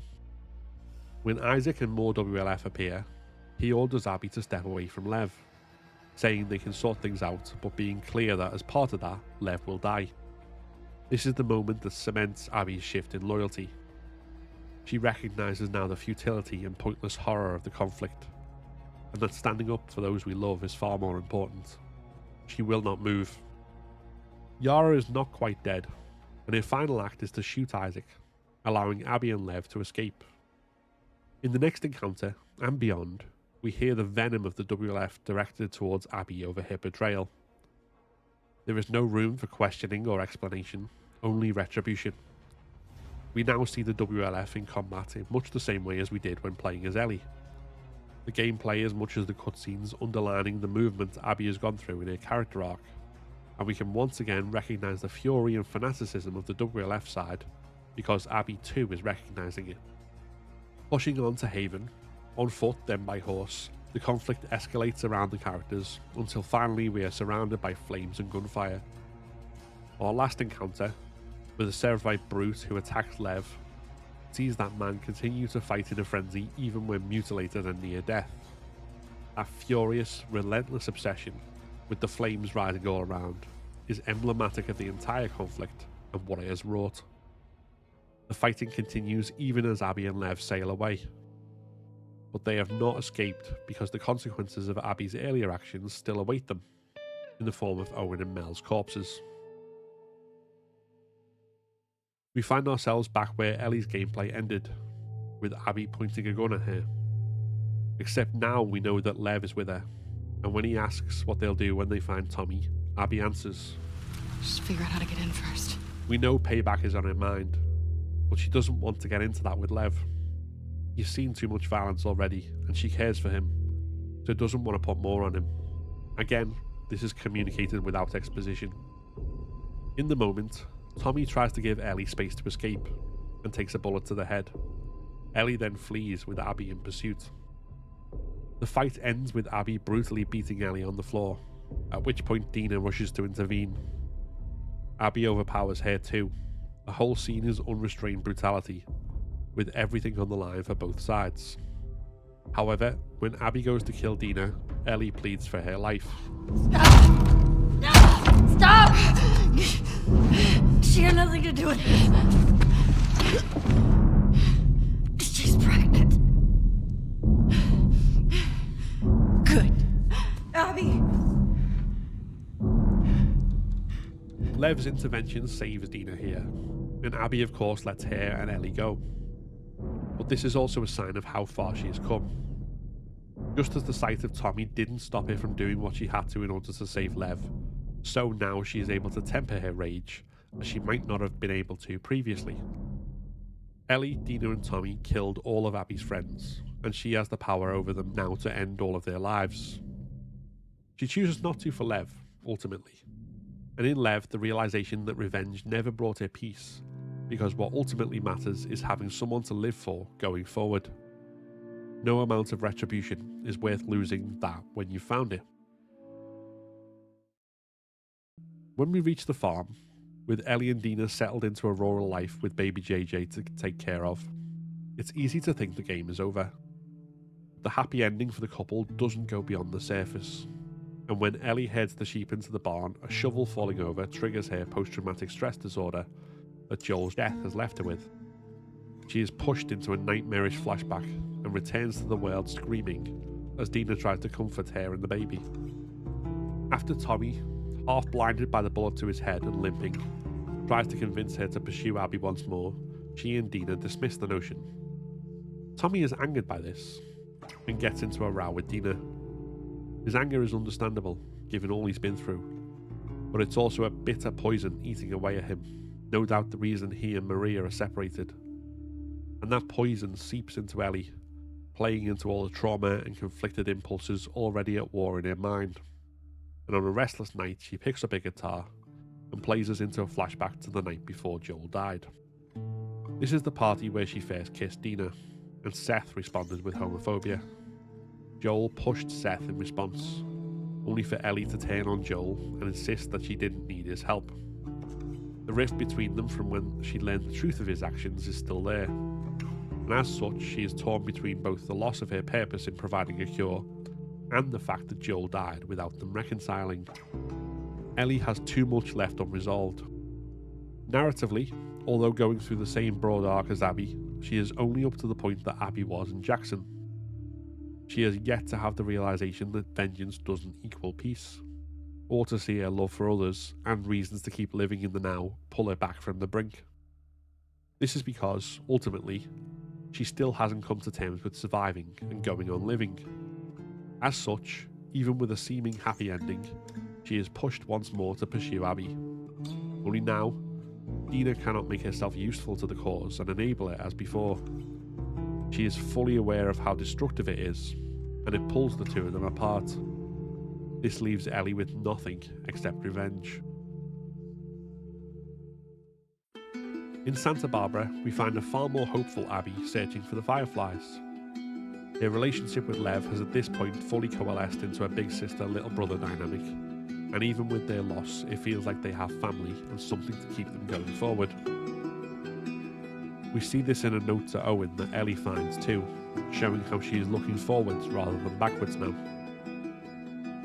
Their search leads them to an abandoned barracks in a basement. But through the radio they learn that the Fireflies are regrouping on Catalina Island. However, as they leave the premises they are captured by another faction we will soon meet called the Rattlers. Ellie then follows Abby's trail from her boat up to Santa Barbara. When she is caught in a Rattler trap, she manages to escape and discover where Abby is, but is badly wounded in the process. She stitches up the wound, but in the heat and the blood loss, it is only her obsession driving her on. She recites the directions almost ritualistically while holding her side. The Rattlers are slavers, and as brutal and well-armed a group as we've yet encountered. Fighting through them, Ellie reaches where they keep the slaves and frees them to fight back, only to find Abby is not there. She is at something called the Pillars on the beach. Ellie heads there, but very slowly now, as the last battle has torn open her stitches.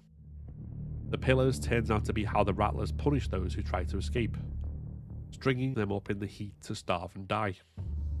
Ellie is shocked by what she finds, and upon discovering Abby, still alive somehow, she cuts her down. Abby watches Ellie warily, but when nothing happens, she moves to rescue Lev and carry him towards the water where there are boats. Ellie follows, slowly, and discards her own gear into the second boat. At this point, what happens next seems painfully inevitable. The blood on Ellie's hand conjures up an image of Joel's bloodied face, and she turns to announce that she can't let Abby leave. Abby's shoulders slump, but she carries on dealing with the boat, refusing to fight. Up until this point, it feels like the battle to reach Abby and the sight of the Pillars had worn Ellie out not just physically but emotionally. She had in earlier segments voiced the hope that Abby wasn't killed by anything other than her, which accounts for her cutting Abby down, but now it's as though she is being driven on by forces outside of herself. This of course feeds into her PTSD and the lack of resolution for everything that has occurred around Joel, before and after his death, being her key motivator. But now it's no longer a spirit possessing her, so much as something else pushing her despite her crushing fatigue.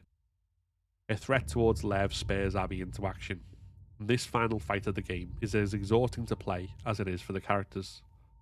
It serves well to impress upon us the sense that we, as Ellie, are going through the motions, that we shouldn't be doing this, but that we also can't not, that it's our actions, but not our choice or agency. Naughty Dog demands the player push on as much as trauma demands Ellie push on. As Ellie kills Abby, just as when Ellie kills Nora, the victim fades from view and the camera focuses on Ellie. Once more, everything done to her in the earlier combat is now channeled through her, and her actions are the subject of the horror the game inflicts. But now Joel's face pops up.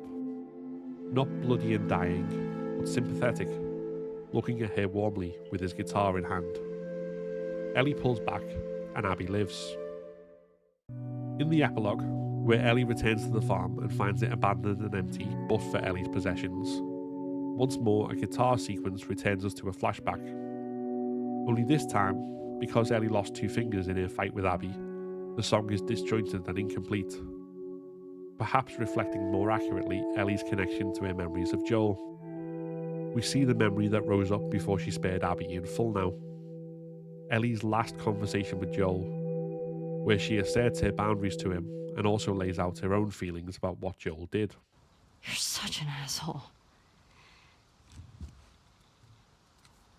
I'm not trying to. I was supposed to die in that hospital. My life would have fucking mattered. But you took that from me.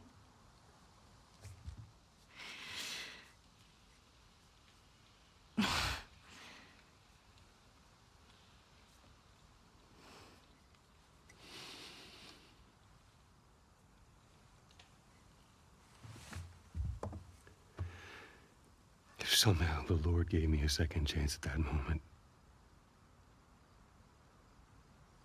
I would do it all over again.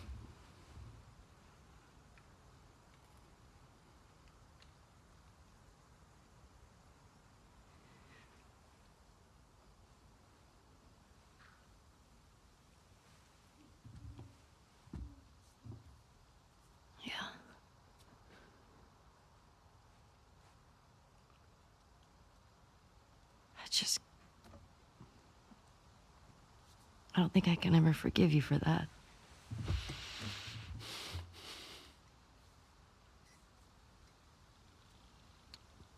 But I would like to try.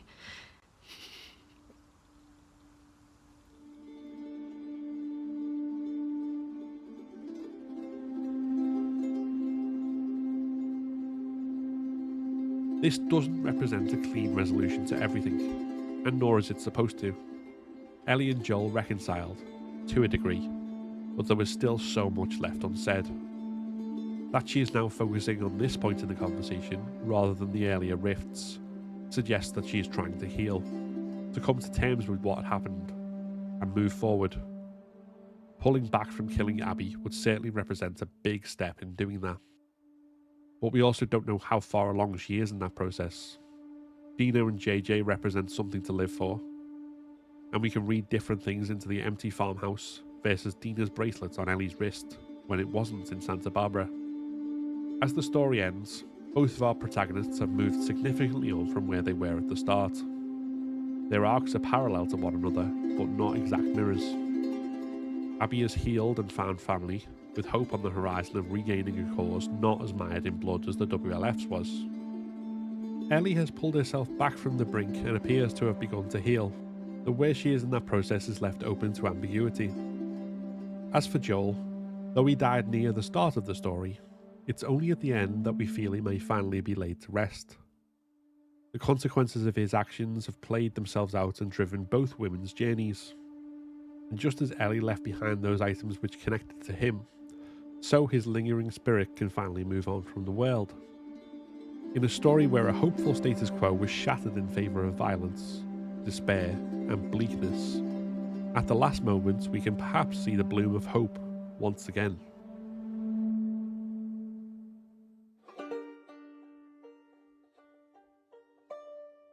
We don't know what will come next after part 2. Neil Druckmann has said there is likely one more chapter to this story, and that it has a theme which connects it to part 1 and part 2, but has revealed no more details. For me, there is a cause and opportunity for Ellie's and Abby's arcs to dovetail together once again. Ellie rejecting her survivor's guilt in order to live ultimately means turning away from the notion of sacrificing herself for a cure to cordyceps.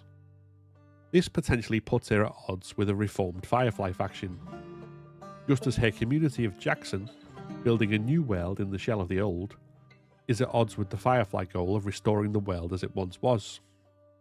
This gives us the opportunity to both conclude Ellie's arc whilst pitting two competing visions of what it means to save the world against one another.